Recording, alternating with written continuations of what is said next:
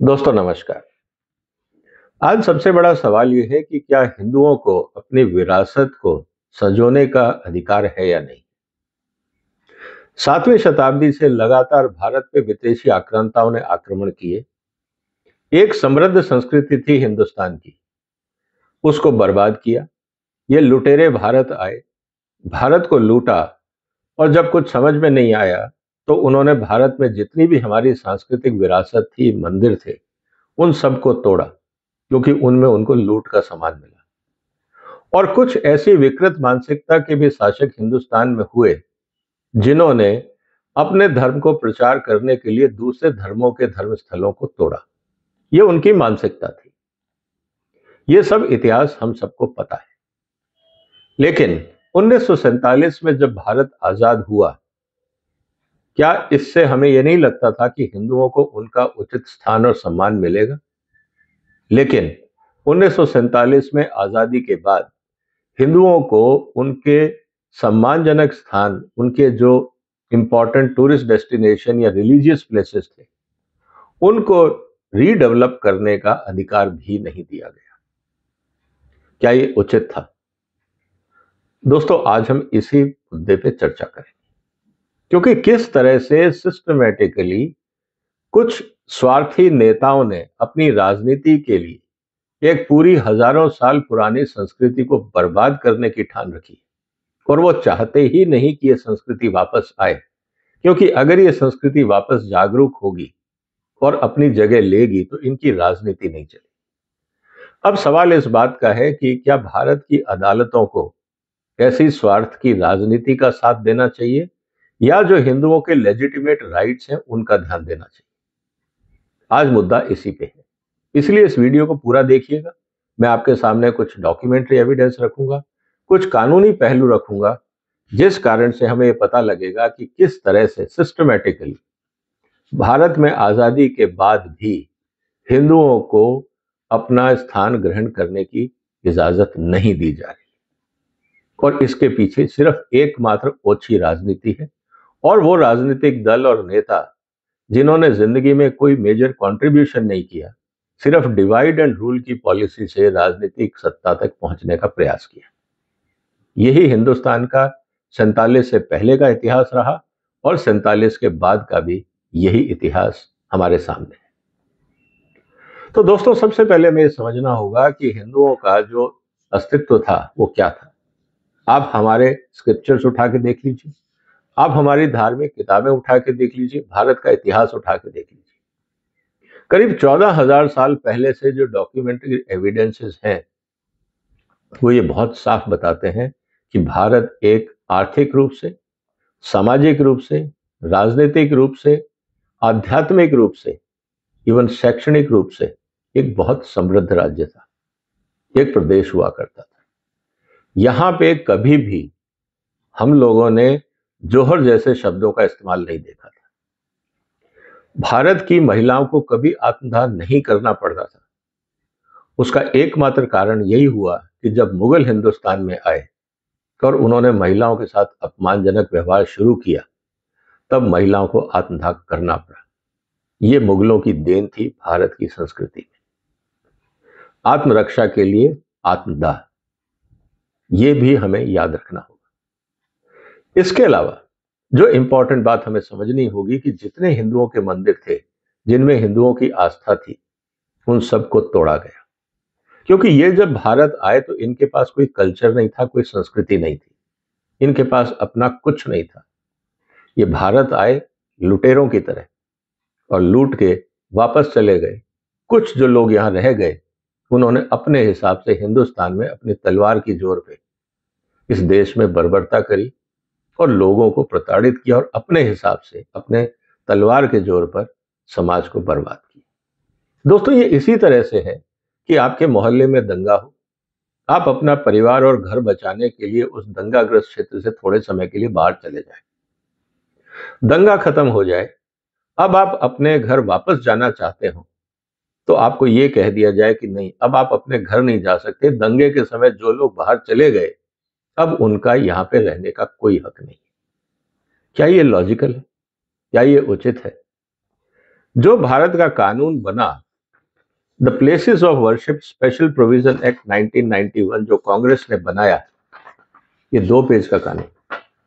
इसका कहना यह था कि साहब 1947 से पहले भारत में जो तोड़फोड़ हुई, हिंदुओं के मंदिर और संस्थानों को जो तोड़ा गया, अब वो टूट गए, अब आप पे उनका कोई हक नहीं, क्योंकि हमने एक कानून बना दिया है कि 1947 से पहले जितनी आपके साथ लूट हुई, जो आपके साथ बर्बादी हुई, आपकी संस्थाओं को तोड़ा गया, वो अब हम सब उसको जायज मानते हैं कि जैसा था वैसा ही रहेगा।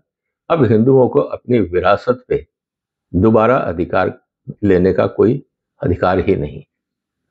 क्या ये लॉजिकल है? क्या समाज इस बात को मानेगा? सवाल इस बात का है। क्या भारत की अदालतों को यह नहीं समझना चाहिए कि अगर आप किसी को उसके घर से बेघर कर देते हैं और कुछ स्वार्थी नेता, एक क्योंकि वो सत्ता में थे तो इस तरह का एक बेहुदा कानून बना दिया कि अब हिंदुओं को अपनी संस्कृति का कोई अधिकार नहीं रहेगा, क्या इसको समाज मानेगा? सवाल आज इस बात का है। कानून कोई भगवान की देन नहीं है। ये कानून किसने बनाया? 91 में किसकी सरकार थी? ये उन्हीं लोगों की सरकार थी जिन्होंने 84 के दंगे कराए। ये उन्हीं लोगों की सरकार थी जिन्होंने राजनीति के लिए देश में सैकड़ों दंगे कराए। ये वही लोग थे। अब दंगाइयों ने मिलकर अगर एक कानून बना दिया, चाहे वो पार्लियामेंट में पहुंच गए हो दंगाई अपने दम पे, क्या हिंदू समाज और हिंदू संस्कृति इन दंगाइयों के बनाए हुए कानूनों को मानना चाहिए? सवाल आज इस बात का है। क्या कोर्ट को यह नहीं ध्यान में रखना चाहिए कि भारत का जो समाज है, जो हिंदू समाज है, उसकी एक सांस्कृतिक विरासत है? आज आप राम जन्मभूमि की बात करते हो, दूसरी तरफ आप कृष्ण भूमि को कहते हो कि नहीं जी ये तो वक्फ की प्रॉपर्टी है। कहां से आ गई? इस्लाम का जन्म तो हुआ 6ठी 7वीं 8वीं शताब्दी। कृष्ण का जन्म था 5-8 हजार साल पहले। किसकी विरासत है? जस्ट बिकॉज कि उस समय आपने कागज पे लिख दिया कि ये जमीन किसी और की है तो हो जाएगी। अगर आपने फर्जी दस्तावेज बना दिए, जबरदस्ती से दस्तावेज बना दिए, मैनिपुलेशन कर दिया, तो क्या इससे हकीकत छुप जाती है? हकीकत यह है कि इस्लाम से पहले हिंदुस्तान में क्या धर्म था? आप क्या कहते हैं कि यहां पे कुछ नहीं था? इवन अरब में क्या था? जहां जहां इस्लाम का स्प्रेड हुआ है, वहां क्या धर्म थे? क्या लोग एकदम अज्ञानी थे या वहां कोई संस्कृति थी ही नहीं? अगर वहां कुछ था ही नहीं तो ये लुटेरे गए क्यों थे? मुगल भारत आए क्यों थे अगर भारत में कुछ था ही नहीं? जैसा कई जो हमारे हिस्टोरियन है वो बोलते हैं कि इन्होंने आके बहुत कुछ कंट्रीब्यूट किया। अगर हिंदुस्तान में कुछ था ही नहीं तो ये लुटेरे भारत आए क्यों थे? हकीकत यह है कि ये उन जगह से आए थे जहां रेगिस्तान था, यहां कुछ नहीं था। ये लूट के मकसद से भारत आए थे। तो जब लुटेरे भारत आते हैं तो अपने साथ हथियार लाते हैं। हिंदुस्तान में लूटमार इसलिए नहीं होती थी, फौजें इसलिए तैयार नहीं थी क्योंकि हम एक दूसरे का सम्मान करते थे, लूटते नहीं थे। इसलिए जब लुटेरों ने हमला किया तो निश्चित रूप से नुकसान हुआ। हम लोग तैयार नहीं थे। लेकिन क्या इससे जमीनी हकीकत बदल जाती है कि लुटेरे भारत आए, हमारी सांस्कृतिक विरासत को तहस नहस किया, लूट के ले गए, हमारे मंदिरों को तोड़ गए। अब हम जब भारत में अपने मंदिरों का पुनः विकास चाहते हैं, हम अपनी सांस्कृतिक धरोहर को वापस संजोना चाहते हैं, तो हमें क्यों रोका जा रहा है? क्या मानसिकता है इसके पीछे? क्या कोर्ट्स को इन तथ्यों को नहीं देखना चाहिए?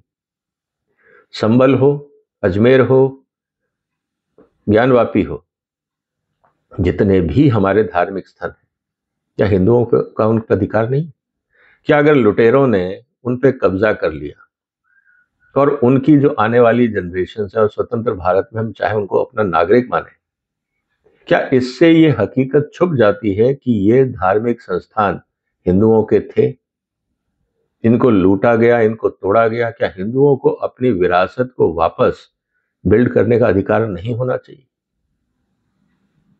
अगर ऐसा है तो इससे ज्यादा अमानवीय काम क्या हो सकता है?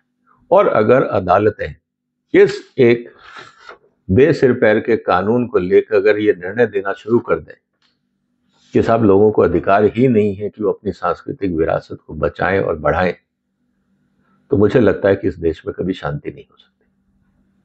क्योंकि जैसे जैसे हिंदू जागृत होगा वो अपना हक मांगेगा। कितनी बार कोर्ट ये कहेंगे कि आप नहीं अपना हक मांग सकते? अगर कोर्ट ने सच्चाइयों को नहीं समझा तो स्थिति ये होगी कि कोर्ट का अपना स्टेटस समाज में गिरेगा और इस तरह के बेसिर पैर के जो कानून हैं, अगर संसद इन कानूनों को हटा के एक लॉजिकल कानून नहीं बनाती है तो देश में अशांति जारी रहेगी। अब समाज में अदालतों को और राजनीतिज्ञों को यह सोचना है कि जब हम बात करते हैं को एग्जिस्टेंस की, तो ये तलवार के जोर पे नहीं हो सकता। इसमें आपको हर पक्ष का सम्मान करना होगा और उस पक्ष को अपना हक दिलाना होगा जिसके साथ ज्यादती हुई, जिसकी सामाजिक संस्थाओं को तोड़ा गया, धार्मिक संस्थाओं को तोड़ा गया, उनका हक कौन दिलाएगा? सवाल इस बात का। तो राजनीति में पॉलिटिशियंस आएंगे और जाएंगे, लेकिन सच्चाई ये रहेगी कि हिंदू अपना हक मांगेगा। हिंदू जागृत हो रहा है। क्या आप उसकी इच्छाओं को दबा पाएंगे? और अगर आप उनकी इच्छाओं को दबाने की कोशिश करेंगे तो समाज में अनरेस्ट होगा। ये बहुत सेंसिटिव मैटर है, सबको मैच्योरिटी से सोचना होगा। आपको क्या लगता है दोस्तों, क्या हिंदुओं को अपना हक मिलना चाहिए या नहीं? जो भी आपके विचार हो कमेंट बॉक्स में लिखिए। ये गंभीर मुद्दा है, इसकी चर्चा करिए, इस वीडियो को स्प्रेड करिए ताकि इस गंभीर मुद्दा पे हम और चर्चा कर सकें। जो भी आपके विचार हो कमेंट बॉक्स में लिखिए। फिर मुलाकात होगी एक और महत्वपूर्ण मुद्दे के साथ। तब तक आप अपना ध्यान रखिएगा। फिलहाल वंदे मातरम।